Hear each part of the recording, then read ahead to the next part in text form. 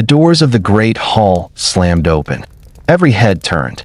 Sera walked in like she already knew how it ended. Steady steps, chin level, silver eyes catching the torchlight and throwing it back. The entire Iron Veil pack lined the walls in silence. 100 wolves who had been summoned to witness something that would not be undone. At the far end of the hall stood Kale. He was everything a king was supposed to look like.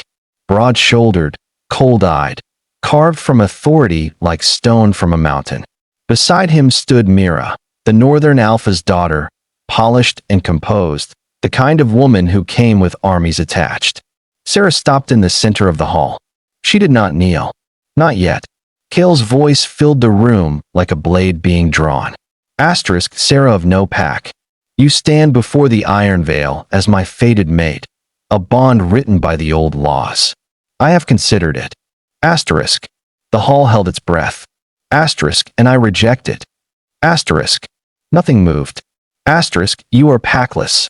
You carry no name worth allying with, no army, no territory. Mira of the Northern Reach brings 300 soldiers and a border alliance that will hold this kingdom together for a generation. You bring. He paused, and for one terrible second his eyes met hers. Nothing I need. The silence was total. Then Sera laughed. Not loudly, not bitterly. A quiet, knowing laugh. The sound of someone watching a man make an irreversible mistake and being too composed to say so immediately. Every wolf in that hall shifted uncomfortably. Kale's jaw tightened. You find this amusing? I find it honest, she said. You've made your choice. Good. She held his gaze for one more breath. Remember this moment, Kale. You will. She turned and walked out. Nobody stopped her. Nobody spoke. The doors closed behind her with a sound like a coffin lid. Rin found Kale in his chambers 20 minutes later, standing at the window watching the forest below where Sera's figure had already disappeared into the dark trees. Kale straightened his collar. Say whatever you're going to say. She had silver eyes. Ren's voice was careful. Measured. Lots of wolves have. Not like that. Rin stepped closer. Kale. Silver eyes that glow in torchlight without shifting. That is Solari blood. That is the old line. The line the Covenant was written about. The Covenant is a bedtime story for frightened Omegas. The Covenant, Rin said quietly, is why every Alpha King in your bloodline who dismissed his fated mate died before 40. Rotted from the inside. You've read the histories. I've read better histories than that. Kale turned from the window. Myra's armies arrive in 3 days. The northern border will hold. This conversation is finished. Rin looked at him for a long moment. Then he walked to the door. He paused with his hand on the frame, just for a breath, and he did not look back when he spoke. I hope you're right, he said. I genuinely do. He left. 3 miles into the forest, Sera had stopped walking. She stood at the edge of a stream, one hand pressed hard against her sternum, where the severed bond pulsed like a wound that could not decide whether to bleed or scar. She breathed slowly, deliberately, the way someone breathes when something enormous is trying to come apart inside them, and they are refusing to let it. She looked at her reflection in the dark water. Her Solari mark, the ancient gold sigil on her inner wrist that had been warm and alive since the moment she first sensed the bond, pulsed once, twice, and then began to dim. Don't, she whispered to herself. But she was not talking to the mark. She was talking to the part of her that still felt the invisible thread connecting her to a man who had just publicly declared she was worth nothing. She pulled her sleeve down. He made his choice, she said quietly. Now I make mine. 3 days later, Thornhaven's Great Hall was a map table surrounded by men trying not to look alarmed. Rin had arrived first, spreading the reports across the stone. Northern border. Feral rogues, not rogue wolves. Something worse, wolves stripped entirely of reason, had torn through two of Myra's battalions in a single night. The battalions that were supposed to hold the border. The battalions that were the entire reason Kale had chosen her. Mira stood to one side with her jaw tight and her eyes calculating. She was already doing the math. Sera could not know it yet, but so was everyone else in the room. Kale studied the maps. His hand moved across the table to the northern marker, and it trembled. Barely. Almost nothing. He pulled it back before anyone could see. But Rin saw it. And 3 miles away, Sera felt it. She was deep in the forest, already laying the first marks of the sealing ritual on the chapel floor, and she felt it like a hook behind her ribs. A jerk, a warning, a ghost of the bond she was trying to dissolve. She pressed her hand flat against the cold stone floor. "Don't feel that," she said. Asterisk, don't. Asterisk. She kept working. 1 week after the rejection, Kale woke in the dark gasping. He did not know what pulled him out of sleep. He only knew that when he stood at the mirror, he did not entirely recognize the man looking back. His eyes flickered, silver to black, black to silver, wrong. Dark veins spread from his collarbone upward, retreating before he could fully trace them, like something trying to hide. He gripped the basin. He forced himself steady. He told himself it was stress. He went to training. He was slower than he had been. His second-in-command hesitated before sparring with him. A fraction of a second, barely anything. And Kale filed that fraction of a second away like evidence of something he was not ready to name. That night, the wards around Thornhaven flickered for the first time in a century. Rin did not knock this time. He closed the archive room door behind him and stood in the center of the room until Kale looked up from the texts he had been searching through without knowing what he was looking for. "Say it," Kale said. "The Eastern Ward failed completely last night," Rin said. Asterisk, 3 families have moved their children to the inner keep. The pack healers are saying the land itself is weakening. Asterisk, he paused. Asterisk, and you haven't eaten in 4 days. Asterisk. Asterisk, I'm not hungry. Asterisk. Asterisk, Kale. Asterisk, Rin's voice dropped.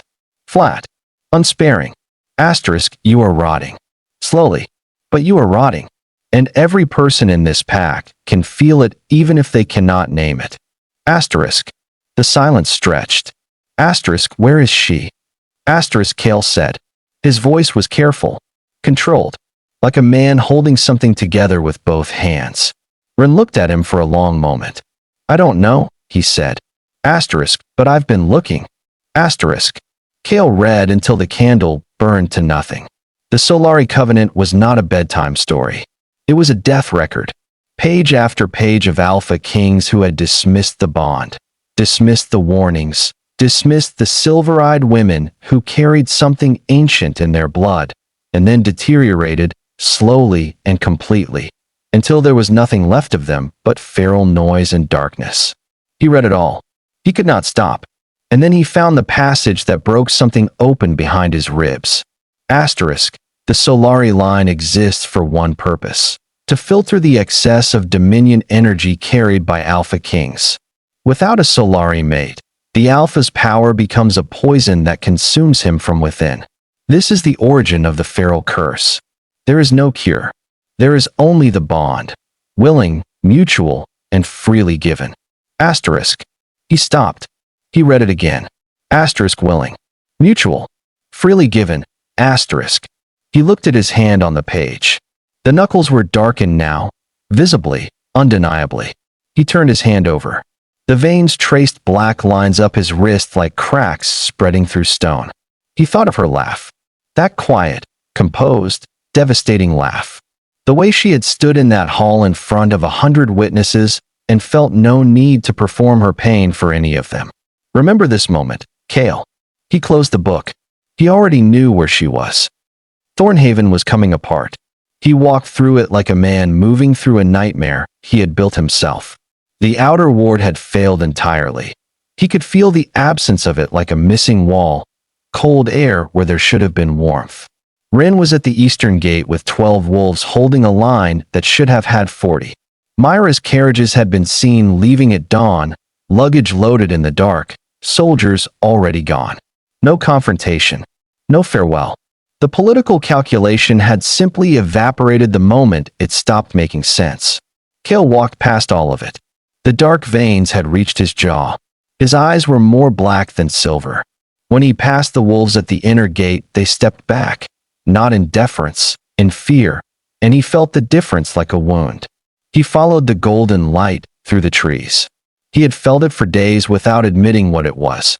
A warmth, a direction, something pulling at the place where the bond had been severed, like a thread tied to a wound.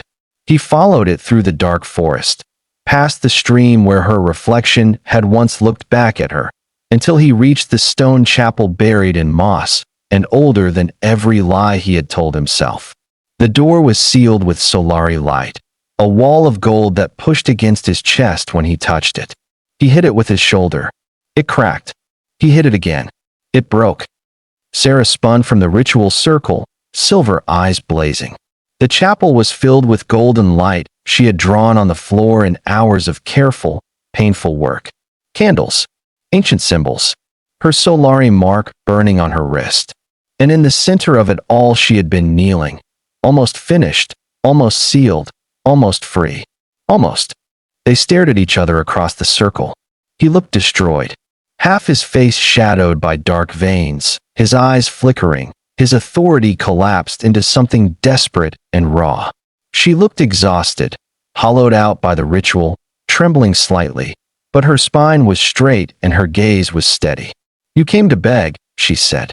"Not cruel, just accurate. Asterisk, I came because my pack is dying. Asterisk, asterisk, your pack was always going to die without me. Asterisk, her voice was quiet. Even. Asterisk, I told you. You just weren't listening. Asterisk." He stepped toward the circle. The golden light pushed back against him like a hand on his chest. Asterisk, tell me how to fix it. Asterisk. Asterisk, you already know. You read the covenant. Asterisk. The bond. Asterisk is not the answer. Asterisk, she stood.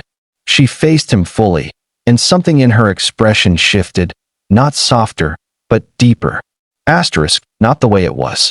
You severed it, Kale. You stood in front of your entire pack and told me I was worth nothing. A bond rebuilt on that foundation would just continue the same cycle. You taking, me filtering, you never having to reckon with what you actually carry inside you. Asterisk. Asterisk. Then what do you want from me? Asterisk. I want you to understand what I was, she said. Asterisk.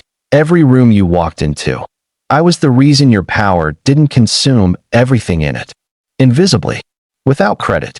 Without you even knowing my name was worth remembering. Asterisk, her voice didn't break.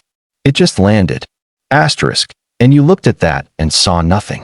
Asterisk. The silence was enormous. Then she reached behind her and lifted the knife. Black blade. Ancient obsidian, dull everywhere except the edge which caught no light at all. She held it between them.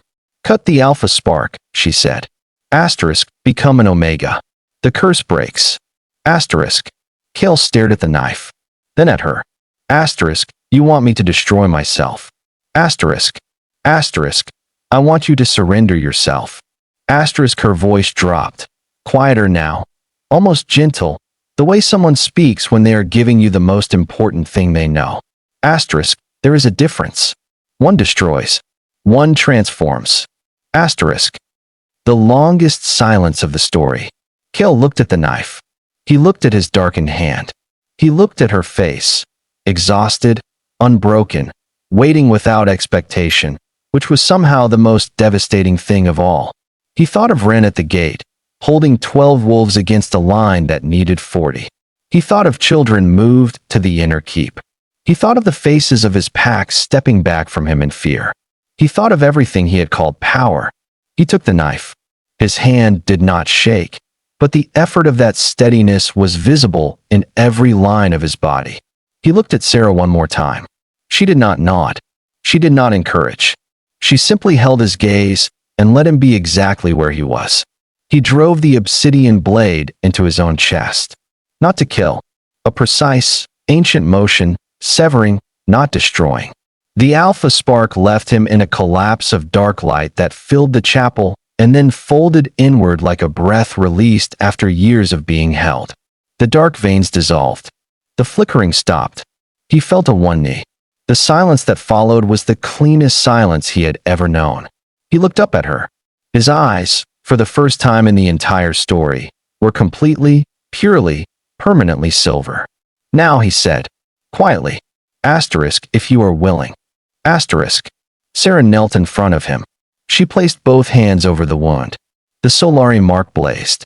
Golden light moved from her palms into his chest. Not commanding, not forcing, simply filling the space where the darkness had been with something it had never held before. Warmth. Stillness. A bond built not on dominance, but on willing surrender, offered freely and accepted completely. Kale exhaled like a man who had been holding his breath for years. He reached up and covered her hands with his. Neither of them spoke. They did not need to. Outside, the wards ignited. One by one across Thornhaven's ancient stones the protective light returned, brighter than before, golden now where it had been gray. The feral rogues at the perimeter stopped. Their red eyes cleared. One by one the curse broke outward from Thornhaven like a wave, like a dawn, like something that had been waiting a very long time to be allowed. Some collapsed. Some shifted back to human form, confused and blinking, looking at their own hands like they did not remember having them. Rin stood at the gate and watched it happen. His expression moved through disbelief, through relief, and landed somewhere quiet and permanent that had no name, but did not need one. He looked toward the forest. He nodded once, to no one, or to everything. They walked through Thornhaven's gates side by side. No fanfare, no procession, just two people choosing the same direction at the same time. The pack felt it before they saw it. Warmth moving through the estate like light through a cold room. Something restored that none of them had known how to name while it was missing. They parted for Sera and Kale without being asked. Not in fear. In recognition. Kale did not walk like an alpha king. He walked like a man.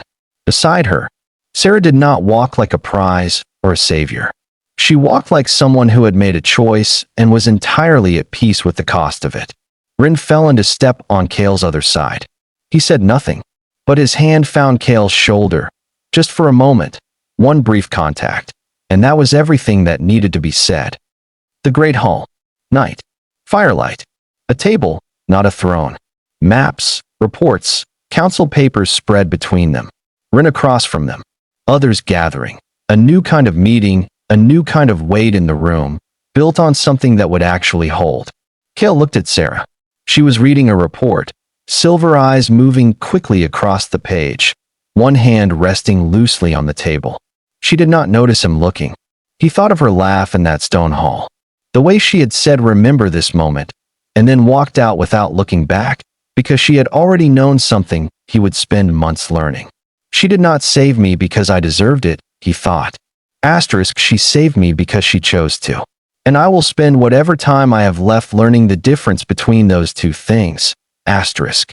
Sera looked up, caught him looking, raised an eyebrow. Asterisk, stopped being sentimental and read the Northern Border report. Asterisk. He smiled. Genuine. Unguarded. New. He picked up the report. Fade to black. Asterisk, if the Aurelian throne kept you until the very last word, you already know what to do.